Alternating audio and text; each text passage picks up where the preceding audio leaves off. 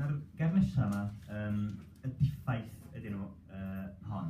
Mae'n ymateb i gerdd gen Gyda Dafydd. Gyda Dafydd wedi cyhoeddi yn yr un gyfres, sef cyfres Tonfedd heddiw.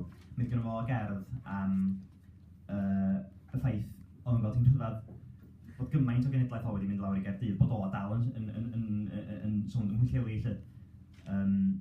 Ac yn, ti'n gwybod, i'w chwythdod yn hynny beth yn dod eitha hapus yn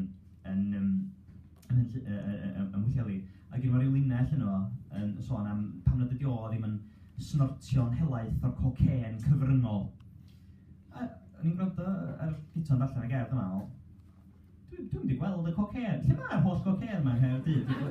Os ydi o yma, dwi'n wedi gweld o, dwi'n gweud... Mae pobl sy'n... Mae pobl... Quite in the cheap seats. Mae pobl sy'n...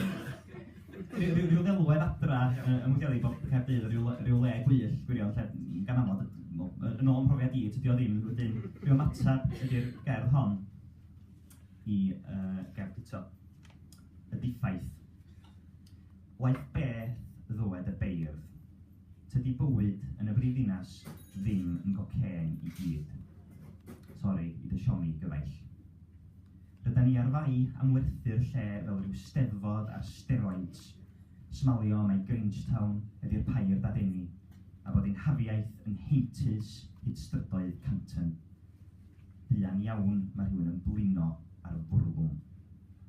Rydyn ni ond yn genedlaeth arall yn cwys gerddad drwy'n higeinia i gyfeiliant grwndi'r llun gopiwr, tuag at syrffed, swydd a morgais.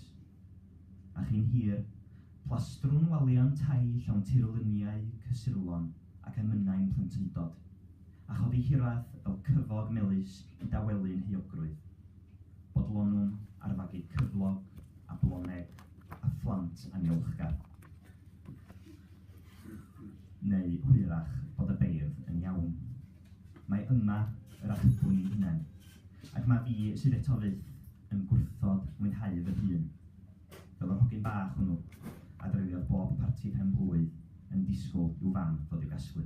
Diolch.